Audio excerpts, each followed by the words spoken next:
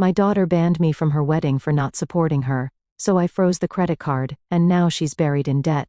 I never thought I'd be in this position. I worked so hard to give my daughter Claire the life she deserved after everything fell apart when her mom and I divorced. She was 12 when Stephanie and I split up. Even though it wasn't an ugly divorce, it was still hard on Claire. Stephanie remarried within a year and had 3 more kids in quick succession, first a baby girl and then twin boys. While Stephanie moved on to a new chapter of her life, Claire was left feeling like she didn't belong anywhere. At first, I didn't see it for what it was. I thought maybe Claire just needed time to adjust to the changes. But as time went on, it became clear that she felt pushed aside, like she'd been replaced in her mother's life. To make things worse, Stephanie wasn't exactly subtle about her priorities. Most of her attention went to the new kids, and Claire was often left to fend for herself emotionally. I knew I had to step up. I made it my mission to be Claire's rock. I took on extra hours at work to make sure I could give her what she needed. I showed up to every game, every parent-teacher meeting, and every little milestone. I was determined to be the constant in her life, the one person she could always rely on. I thought I was doing everything right, but looking back now, I wonder if I overdid it. Maybe I protected her too much, gave her too much, and never let her learn how to stand on her own 2 feet. Things started to unravel when Claire decided to take a 2-year break from high school. She said she needed time to figure herself out. I wasn't thrilled about the idea, but I wanted to support her. Not every kid follows the same timeline, right?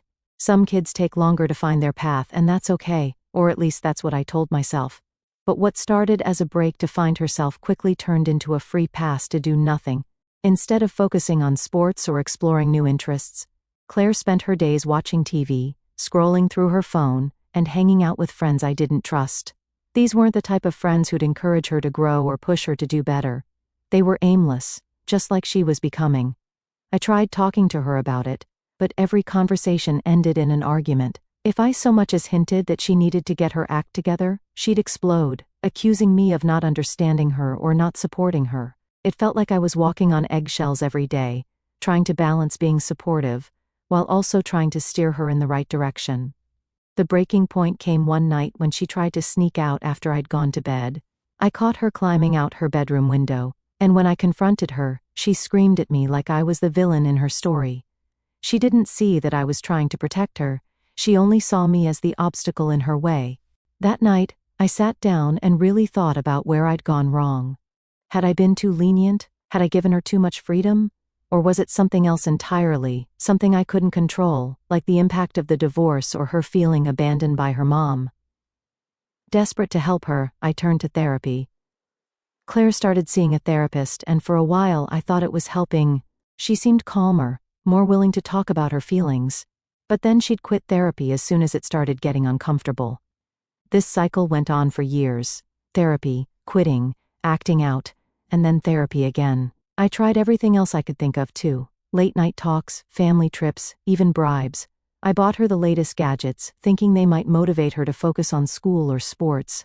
I took her on vacations, hoping a change of scenery might reset her mindset. Nothing worked. Finally, after 2 long years, Claire agreed to go back to school. I was relieved. No. I was overjoyed. I thought we'd finally turned a corner. I thought she was ready to take her life seriously and start building a future for herself. For a brief moment, I felt like all the stress and heartache of the past 2 years had been worth it. But that relief didn't last long. Not even 6 months after returning to school, Claire met Jake.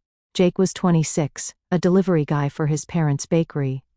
He dropped out of high school in the 9th grade and had been coasting through life ever since. His idea of ambition was seeing where the road takes me. At first, I didn't want to judge him too harshly. Honest work is honest work, and not everyone's cut out for college. But as their relationship got more serious, I started to see the cracks in his facade. Jake wasn't just aimless, he was reckless. He'd been married once before when he was 21. That marriage lasted 6 months before he and his wife split up because it just wasn't working. It didn't take a genius to see that this guy wasn't ready for a serious commitment, let alone marriage. Claire, of course, saw none of this. To her, Jake was perfect. He was charming and funny, and he made her feel special in a way she hadn't felt in years. I wanted to be happy for her. I wanted to trust her judgment. But everything about their relationship set off alarm bells in my head. Then, out of nowhere, Claire announced they were getting married. It wasn't a discussion. It wasn't a request for advice.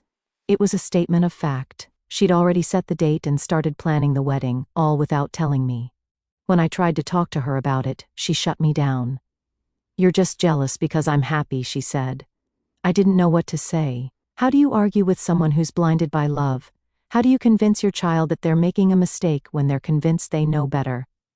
That night, I sat in the living room alone, staring at the walls, wondering where I'd gone wrong. I thought about all the sacrifices I'd made for Claire, all the times I'd put her needs above my own, and all the ways I'd tried to be the best father I could be. And now, here I was, watching her run headfirst into disaster, unable to stop her. The day Claire announced she was getting married felt like a punch to the gut. She didn't sit me down or ask for advice, she just dropped the news casually over dinner, as if she was talking about what movie she wanted to watch. "Jake and I are getting married next month," she said, smiling like she'd just shared the best news in the world. For a second, I thought she was joking. "What do you mean, married?" I asked, hoping I'd misheard her. "We're in love," she said, shrugging like it was no big deal. "We've already picked a date and everything." I was stunned. I couldn't believe what I was hearing. My 19-year-old daughter, who still hadn't finished high school and had no job, was planning to marry a guy she'd only been dating for a few months. A guy who had no ambition, no stability, and no plan for his future. "Claire, don't you think this is a little rushed?" I said, trying to keep my voice calm. "Marriage is a big decision. Have you thought this through?" She rolled her eyes. "Dad, you always overthink everything. Jake and I are soulmates. We don't need your approval." That hit me like a ton of bricks. I'd always been the parent she could rely on, the one who supported her through everything, and now she was telling me my opinion didn't matter. I tried to reason with her. "Claire, you're still so young. You've got your whole life ahead of you. Why not take some time to focus on school and your future first? Marriage can wait." Her expression turned cold. "You're just being negative. I knew you wouldn't support me." That's when I realized how serious she was. This wasn't a phase or a rebellion. She was genuinely convinced that this was the right decision, and no matter what I said, she wasn't going to listen. Over the next few days, I tried to talk to her about it again, but every conversation ended in an argument. I brought up practical concerns, like how they were going to support themselves. "Do you have a plan for finances? Where are you going to live? How are you going to pay rent or utilities?" She brushed it off like none of it mattered. "We'll figure it out," she said. "Love is all we need." I couldn't believe what I was hearing. "Claire, love is important, but it doesn't pay the bills. It doesn't put food on the table. Marriage isn't just about romance, it's about responsibility." She rolled her eyes again. "You're stuck in the past, Dad. Things are different now. You don't understand." I wanted to scream. How could she not see what a mistake this was? How could she be so blind to the reality of what she was getting herself into? Things came to a head when I asked to meet Jake. I figured if I couldn't get through to Claire, maybe I could talk some sense into him.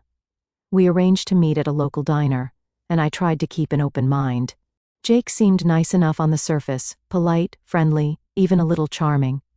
But as we talked, it became clear that he had no idea what he was getting into. "What's your plan for the future?" I asked him, trying to keep my tone neutral. He shrugged. "We'll figure it out as we go." I clenched my jaw to keep from losing my temper. Marriage isn't something you can just figure out. It takes planning and preparation. "Do you have any savings, a budget, a long-term goal?" He just nodded along like he was listening, but I could tell he wasn't really paying attention. I tried a different approach. "Claire's still in school, and she doesn't have a job. Are you prepared to support her financially until she gets on her feet?" His answer, "We'll manage. Love is more important than money." That was the moment I realized this wasn't going to work.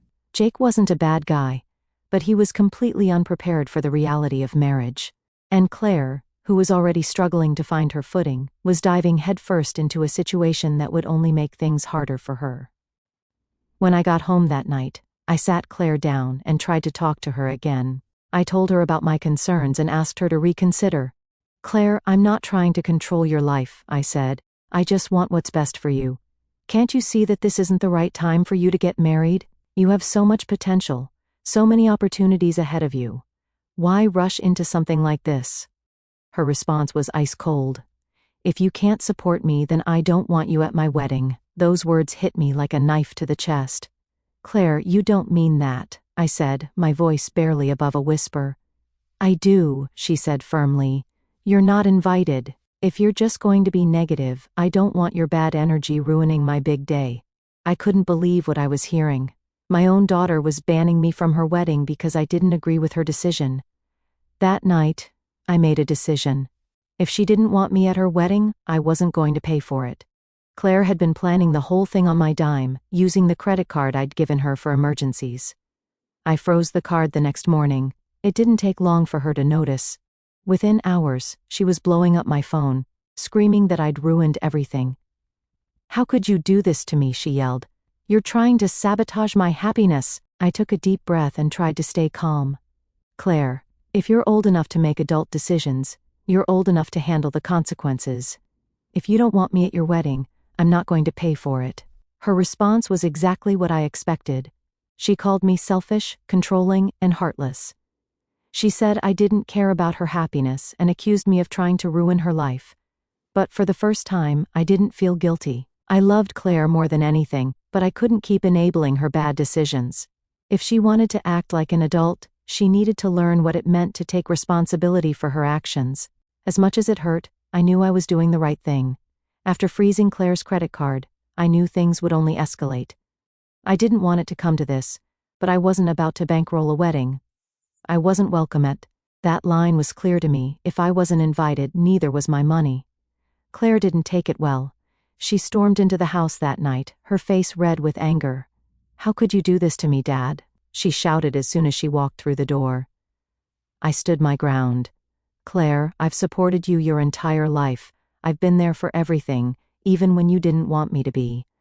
But I'm not going to fund a wedding I'm not allowed to attend. That's not how this works. You're just being selfish, she screamed. You don't care about my happiness. You just want control over my life. Her words stung, but I stayed calm. No, Claire, I care about your future. That's why I'm saying no. If you're old enough to make adult decisions, then you're old enough to deal with adult consequences. She stormed off to her room, slamming the door behind her. For the next few days we barely spoke. She avoided me as much as possible, only coming out of her room to grab food or leave the house. The tension was suffocating, but I wasn't going to back down. I decided it was time to call for reinforcements. Claire had always been close to her grandmother, my mom, and I hoped she might have better luck talking some sense into her. My mom, Evelyn, is a no-nonsense woman in her 70s who's never been afraid to speak her mind. She raised me with tough love, and I thought maybe that was what Claire needed right now. When I explained the situation to my mom, she sighed deeply. That girl is just like her mother, she said. Stubborn as a mule and too proud to admit when she's wrong. But I'll talk to her. We set up a family meeting with my mom leading the conversation. Claire sat across from us, her arms crossed and her face set in a scowl. My mom didn't waste any time getting to the point. Claire, marriage isn't just about love, she began. It's about commitment, responsibility, and planning. Have you and Jake thought about any of that? How are you going to support yourselves? Do you have savings, a budget, a plan for the future? Claire rolled her eyes. We'll figure it out, Grandma. Times have changed. It's not like it was in your day. My mom's expression hardened. You think times have changed, but the basics haven't. Love doesn't pay the bills. It doesn't keep a roof over your head or food on the table. You need a solid foundation to build a life together. And from what your dad's told me, you and Jake don't have that. Claire stayed silent, her arms still crossed. My mom went on, sharing stories about her own struggles when she and my dad first got married. She talked about the sacrifices they made, the financial hardships they faced, and how they had to work together to build a stable life. Marriage isn't a fairy tale, Claire, she said. It's hard work, and if you're not ready for that, it'll fall apart faster than you can imagine. Claire finally spoke, her voice cold and defiant. You don't understand. Jake and I know what we're doing. We love each other, and that's all that matters. My mom shook her head. You're making a mistake, and you're too stubborn to see it. But if you won't listen to me or your dad, then maybe you need to learn the hard way. With that, she stood up and left the room. I could see the frustration in her eyes, and I knew she felt just as helpless as I did. As much as I wanted to believe Claire would come to her senses, deep down, I knew she wouldn't. After I froze the credit card, she and Jake found a way to move forward with their wedding. When she came home one evening and slammed the door behind her, I didn't even need to ask. "We took out a loan," she announced, her voice laced with defiance. "You think you can stop this wedding? Guess what, Dad? It's happening whether you like it or not." I stared at her for a moment, trying to process what she'd just said. "You took out a loan, Claire? Do you even realize what you've done? You're barely an adult, and now you're in debt before you've even started your life." "Don't lecture me," she snapped. "We're doing what we have to. Not that you care since you abandoned me when I needed you the most." The way she twisted the narrative made my blood boil, but I forced myself to stay calm. "Claire, I didn't abandon you. You pushed me out. You banned me from your wedding. Don't turn this around on me." She rolled her eyes and stormed off to her room, slamming the door behind her. It was clear there was no getting through to her. A week later, the wedding took place. I wasn't invited, of course, but my neighbor, Lily, filled me in on the details. Lily's daughter was one of Claire's childhood friends, and she had attended the wedding out of obligation. "It was okay, I guess," Lily told me when we bumped into each other at the grocery store. "They had a small venue, some flowers, and even a live band, but you could tell the whole thing was thrown together at the last minute." She hesitated for a moment before adding, "Jake's parents didn't look happy. They were polite, but you could see it all over their faces. They think this is a bad idea too." Hearing that didn't make me feel any better. I'd hoped that Jake's parents might have been able to talk some sense into him, but apparently, they were just as powerless as I was. On the day of the wedding, I stayed home, trying to distract myself. I told myself it didn't matter, that it wasn't worth getting upset over, but deep down, I was heartbroken. Every father dreams of walking his daughter down the aisle, of seeing her start a new chapter in her life surrounded by love and support. Instead, I sat alone in the living room, staring at the walls and wondering where it all went wrong. Before Claire left for the ceremony, I slipped a note into her room. It wasn't much, just a few words wishing her the best and hoping she'd find happiness, even if I didn't agree with her choices. As much as I was against this wedding, I couldn't bring myself to wish ill on my own daughter. No matter how much she'd hurt me, I still wanted the best for her.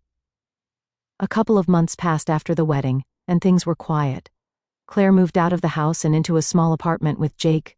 She didn't call, didn't visit, didn't even text. The silence was painful, but I told myself it was for the best.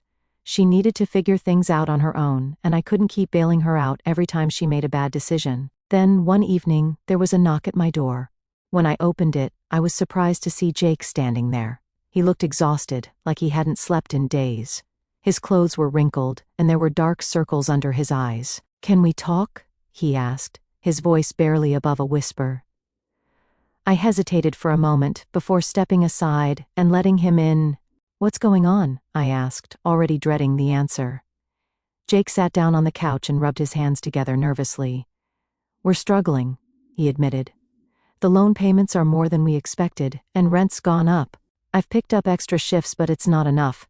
Claire's been applying for jobs, but..." I knew exactly what he meant. Claire was a high school dropout with no real work experience. The kind of jobs she could get weren't going to pay much, and knowing her, she was probably being picky about what she was willing to do. "We're behind on everything," Jake continued. "Rent, utilities, the loan payments. We're drowning, and I don't know what to do. I was hoping maybe you could help us out, just until we get back on our feet." I leaned back in my chair, staring at him. Part of me wanted to feel sorry for him. He looked like he was genuinely struggling, and I could tell he was desperate. But another part of me couldn't forget the arrogance he'd shown when I tried to talk to him before the wedding. "Jake," I said, my voice steady, "when you and Claire decided to get married, you told me that love was all you needed, that money didn't matter. Do you still believe that?" He looked down at his hands, avoiding my gaze. "I was wrong," he muttered. I nodded. "I'm sorry you're struggling, but I can't help you. This is your mess, and you need to figure out how to fix it." Jake looked like I'd just punched him in the gut. "You won't even help a little? Just enough to get us through this rough patch?" "No," I said firmly. "Claire made it very clear that she didn't want me involved in her life. If that's how she feels, then I'm respecting her wishes." He sat there for a moment, His shoulders slumped before finally standing up. "I understand," he said quietly. "Thanks anyway." As he walked to the door, I felt a pang of guilt, but I reminded myself that this was the only way they'd learn. If I bailed them out now, they'd never take responsibility for their decisions. That night, Claire called me for the first time since the wedding. She was furious. "How could you turn Jake away like that?" she yelled. "He came to you in good faith and you humiliated him." I sighed, already exhausted from the conversation I knew was coming. "Claire, you're the one who wanted me out of your life. You can't expect me to step in now just because things aren't going the way you planned. You're heartless," she screamed. "You don't care about me at all." I stayed calm. "I care about you more than you realize. That's why I'm letting you face the consequences of your actions. This is what adulthood looks like, Claire. It's not all romance and fairy tales. It's hard work, and it's responsibility." She hung up on me, and for the first time in years, I didn't feel guilty. Update 1. A few weeks after Jake showed up at my door and Claire called me in a rage, I thought the dust had settled. Claire wasn't speaking to me, and I didn't try to reach out to her either. I figured she needed space to figure things out, and I wasn't going to push. As much as it hurt to see her struggling, I knew she had to learn this lesson on her own. Then, late one night, my phone buzzed. It was a string of frantic texts from Claire. "Dad, are you awake? Please, I need to talk to you. I don't know what to do." I sat up in bed, my heart pounding. My first thought was that something had happened to Jake, maybe an accident or an emergency. I called her immediately. "Claire, what's wrong?" I asked, trying to keep the panic out of my voice. There was a long pause on the other end, and when she finally spoke, her voice was shaking. "I think I might be pregnant." I froze. Out of all the things I'd expected her to say, this wasn't one of them. "Are you sure?" I asked. "No," she admitted. "But I'm late and I have a feeling." She was crying now, and I could hear the fear in her voice. "Dad, we can't handle this. We're already behind on rent and bills. How are we supposed to take care of a baby?" I wanted to say, "This is what you signed up for," but I couldn't bring myself to be that harsh. No matter how much Claire had hurt me, she was still my daughter, and she was scared. "Okay," I said gently. "The first step is to confirm it. I'll schedule a doctor's appointment for you tomorrow. Until then, take a deep breath and try not to panic." The next morning, I called a local clinic and set up an appointment for Claire. She was nervous the whole way there, biting her nails and fidgeting in the passenger seat. When we got to the clinic, I waited in the car while she went inside. About 30 minutes later, she came out and slid into the seat without saying a word. "What did they say?" I asked. "They want me to wait a week before taking another test," she said quietly. "It's too early to tell for sure." For the next week, Claire was a nervous wreck. She barely slept and spent most of her time pacing around the apartment she shared with Jake. She texted me constantly, asking for advice or just needing reassurance. I could tell she was terrified, and for the first time in months, she actually wanted my support. During one of our conversations, she brought up Jake. "Dad, do you think you could hire him at your agency, just for a little while, until we get back on our feet?" I run a small business, a creative agency that requires a specific set of skills. Jake didn't have those skills, and to be honest, I doubted he had the work ethic to learn them. But Claire was desperate, and I could feel the pressure building. "Let's wait for the results of your test," I told her. "We'll figure things out after that." But she wasn't satisfied. "You're just making excuses," she snapped. "Why can't you ever help when I need you?" Her accusations stung, but I held my ground. "Claire, I'm not going to make a decision until we know what we're dealing with. Let's take this one step at a time." Thankfully, the pregnancy scare turned out to be just that, a scare. When Claire got the results of her second test, she wasn't pregnant. I thought the relief might humble her, but instead, it seemed to make her even more defiant. "You wouldn't even hire Jake," she said bitterly during one of our arguments. "What kind of father doesn't help his daughter when she's struggling?" I sighed. "Claire, I've done nothing but try to help you your entire life. But you've made it clear that you don't want me involved. You can't have it both ways." She crossed her arms and glared at me. "You know everything you have is going to be mine one day. You could at least act like you care about my future." Her words floored me. "Claire, nothing is guaranteed," I said. "You think you're entitled to everything I've worked for? That's not how it works. I might retire early or travel or even get married again. What I leave behind is up to me, not you." Her face twisted in anger. "You're selfish," she spat. "You don't care about anyone but yourself." I didn't even argue. There was no point. Over the next few weeks, our relationship grew colder. Claire stopped calling, and when I tried to reach out, she ignored me. I could feel the distance growing between us, and it broke my heart. I thought about giving in, sending her money or offering to help Jake find a job, but I knew it would only make things worse. Claire needed to learn the hard way. She needed to understand that her actions had consequences, and that she couldn't keep relying on me to bail her out. But that didn't make it any easier. A few days ago, I got a call from my ex-wife, Stephanie. She was furious. "How could you let Claire struggle like this?" she demanded. "She's your daughter. You're supposed to help her." I took a deep breath before responding. "Stephanie, I've been helping Claire her whole life. But this isn't about me anymore. She made her choices, and now she has to live with them." Stephanie wasn't satisfied. "You're ruining her life," she snapped. "No," I said firmly. "Claire is in charge of her own life now. If she wants things to change, she needs to take responsibility for herself." Stephanie hung up on me, and I sat there for a long time, staring at the phone. I hated that things had come to this, but I didn't see any other way. Every day, I hope that Claire will come around. I hope she'll see that I was only trying to protect her, that everything I did was out of love. But until that day comes, all I can do is wait. Update 2. A few months passed in silence. Claire and I weren't speaking, and any updates I got about her life came through our neighbor, Lily, or her few remaining friends. Most people had stopped reaching out to Claire because of her stubbornness and unwillingness to listen to advice. It was hard to watch her isolate herself, but I reminded myself that I needed to let her face the consequences of her decisions. Then, one evening, I got another late-night call. This time it wasn't Claire, it was Jake. "Hey, Mr. Carter," he started, his voice shaky. "I know we haven't talked much since, well, you know. But I wanted to tell you that Claire isn't doing so great." I felt my stomach drop. "What do you mean? Is she okay?" "She's just really stressed," he said. "The bills are piling up, and she hasn't been able to find a job. We're fighting a lot.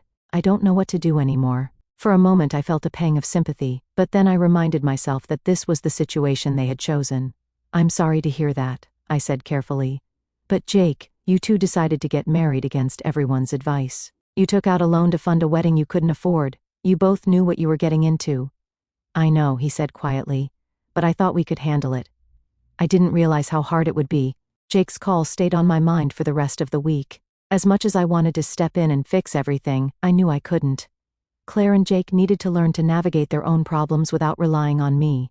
Then, out of the blue, Claire texted me, "I need to talk to you." I called her immediately, and for the first time in months, she answered. "What's going on?" I asked. Trying to keep my tone neutral, she took a deep breath before speaking. "Jake and I are thinking about moving back in with his parents.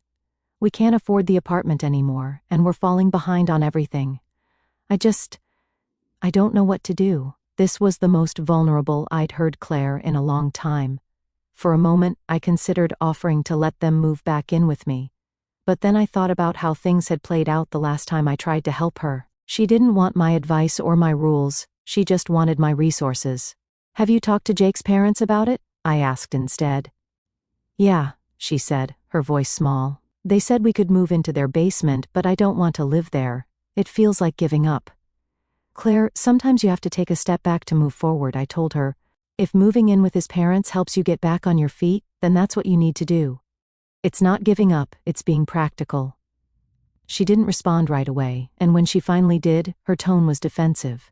"You wouldn't understand. You've never had to go through this." I sighed. "Claire, I've made my share of mistakes, but I also learned from them. That's what you need to do, learn and grow. I can't do it for you." A couple of weeks later, Claire and Jake moved into his parents' basement. According to Lily, things were tense between them and Jake's parents. His dad was frustrated with their lack of direction, and his mom was tired of cleaning up after them. One evening, Jake's dad called me. "Carter, I hate to bother you, but I'm at my wit's end with these two," he said. "They don't seem to realize how much work it takes to build a life together. They're still acting like teenagers." I felt a mix of frustration and sadness. I get it, I said. I tried to warn them, but they wouldn't listen. At this point, they have to figure it out on their own. Jake's dad sighed. I just hope they figure it out before it's too late. As the months went by, things didn't improve. Claire and Jake were constantly arguing, and the financial strain was taking a toll on their relationship. One day, Claire called me, crying. "Dad, I think Jake and I made a mistake," she said through her sobs. "What happened?" I asked, my heart sinking. "He's just not who I thought he was," she said. "He doesn't help around the house, and he spends all his time complaining about work. I feel like I'm doing everything on my own." I wanted to say, "I told you so," but I bit my tongue. Instead, I said, "Claire, marriage is hard. It takes effort from both people. Have you tried talking to him about how you're feeling?" "I've tried," she said, "but he doesn't listen. He just says I'm nagging him." For the first time, I heard doubt in her voice. Maybe, just maybe, she was starting to realize the gravity of her decisions. Despite everything, Claire still hadn't apologized for banning me from her wedding, or for the way she treated me. Part of me wanted to let it go and focus on rebuilding our relationship, but another part of me couldn't forget how much her actions had hurt. One day, I brought it up during a phone call.